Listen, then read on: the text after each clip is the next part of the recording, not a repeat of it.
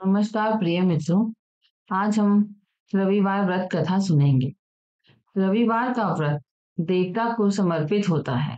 इस व्रत को करने से व्यक्ति के जीवन में आरोग्यता, दीर्घायु और समृद्धि प्राप्त होती है। सूर्य भगवान को अर्घ्य देने और उनके व्रत का पालन करने से मनुष्य के सभी दुख और रोग दूर हो जाते हैं। सर्व मनोकामनाओं की पूर्ति हेतु रविवार का व्रत श्रेष्ठ है। इस व्रत की विधि इस प्रकार है। प्रातः काल स्नान आदि से निवृत्त हो स्वच्छ वस्त्र धारण करें।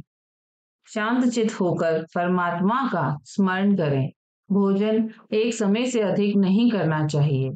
भोजन तथा फलाहार सूर्य के प्रकाश रहते ही कर लेना उचित है। यदि निराहार रहने पर सूर्य छिप जाए तो दूसरे दिन सूर्य उदय हो जाने पर अर्घ्य देने के बाद ही भोजन करें। व्रत के अंत में व्रत कथा सुननी चाहिए। व्रत के दिन नमकीन तेल युक्त भोजन कदापि ग्रहण न करें। इस व्रत के करने से मान सम्मान बढ़ता है तथा शत्रुओं का क्षय होता है। आंख की पीड़ा के अतिरिक्त अन्य सब पीड़ाएं दूर होती हैं। चलिए अब सुनते हैं रविवार व्रत कथा। एक बुढ़िया थी। उसका नियम था कि प्रति रविवार को सवेरे ही स्नान आदि कर घर को गोबर से लीपकर फिर भोजन तैयार कर भगवान को भोग लगाकर स्वयं भोजन करती थी। ऐसा व्रत करने से उसका घर अनेक प्रकार के धन धान्य से पूर्ण था। श्री हरि की कृपा से घर में किसी प्रकार का विघ्न या दुख नहीं था। सब प्रकार से घर में आनंद रहता था। इस तरह कुछ दिन बीत जाने पर उसकी एक पड़ोसन, जिसकी गौ का गोबर वह बुढ़िया लाया करती थी, विचार करने लगी कि यह वृद्धा सर्वदा मेरी गौ का गोबर ले जाती है, इसलिए अपनी गौ को घर के भीतर बांधने लग गई। बुढ़िया को गोबर न मिलने से रविवार के दिन अपने घर को न लीप सकी, इसलिए उसने न भोजन बनाया न भगवान को भोग लगाया तथा स्वयं भी उसने भोजन नहीं किया। इस प्रकार उसने निराहार व्रत किया। रात्रि हो गई और वह भूखी सो गई। रात्रि में भगवान ने उसे स्वप्न दिया और भोजन न बनाने तथा भोग न लगाने का कारण पूछा। वृद्धा ने गोबर न मिलने का कारण सुनाया। तब भगवान ने कहा कि माता, हम तुमको ऐसी गौ देते हैं जिससे सभी इच्छाएं पूर्ण होती हैं, क्योंकि हम हमेशा रविवार को गौ के गोबर से लीप कर भोजन बनाकर मेरा भोग लगाकर खुद भोजन करती हो।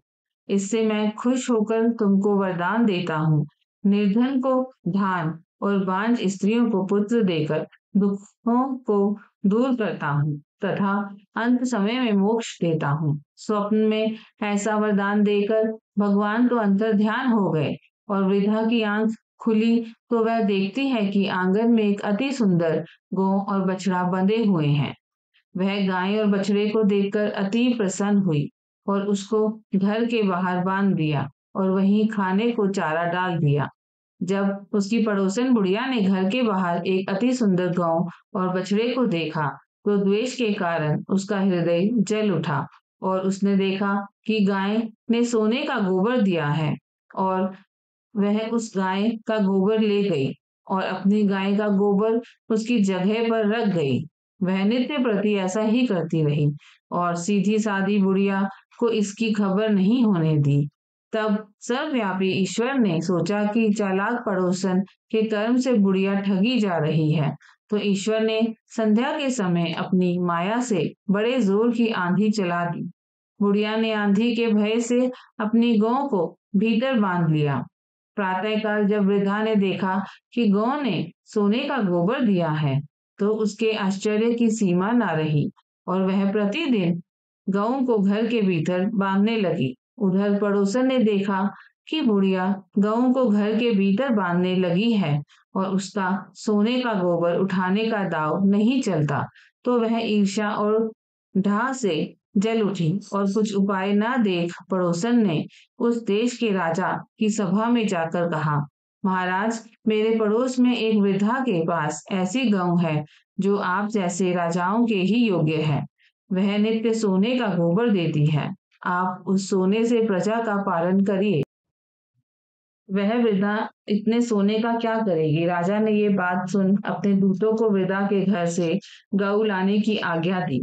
वृद्धा प्रातः ईश्वर का भोग लगा भोजन ग्रहण करने ही जा रही थी कि राजा के कर्मचारी गऊ खोलकर ले गए। वृद्धा काफी रोई चिल्लाई, किंतु कर्मचारियों के समक्ष कोई क्या कहता। उस दिन वृद्धा गऊ के वियोग में भोजन ना खा सकी और रात भर रो रो कर ईश्वर से गऊ का पुनः पाने के लिए प्रार्थना करती रही। उधर राजा गऊ को देखकर बहुत प्रसन्न हुआ, लेकिन सुबह जैसे ही वह उठा, सारा महल गोबर से भरा दिखाई देने लगा। राजा ये देख घबरा गया। भगवान ने रात्रि में राजा को स्वप्न में कहा कि हे राजा, गाय वृद्धा को लौटाने में ही तेरा भला है। उसके रविवार के व्रत से प्रसन्न होकर मैंने उसे गाय दी थी। प्रातः होते ही राजा ने वृद्धा को बुलाकर बहुत से धन के साथ सम्मान सहित गऊ बछड़ा लौटा दिया। उसकी पड़ोसिन को बुलाकर उचित दंड दिया। इतना करने के बाद राजा के महल में गंदगी दूर हुई। उसी दिन से राजा ने नगर निवासियों को आदेश दिया कि राज्य की तथा अपनी समस्त मनोकामनाओं की पूर्ति के लिए रविवार का व्रत रखा करो। व्रत करने से नगर के लोग सुखी जीवन व्यतीत करने लगे।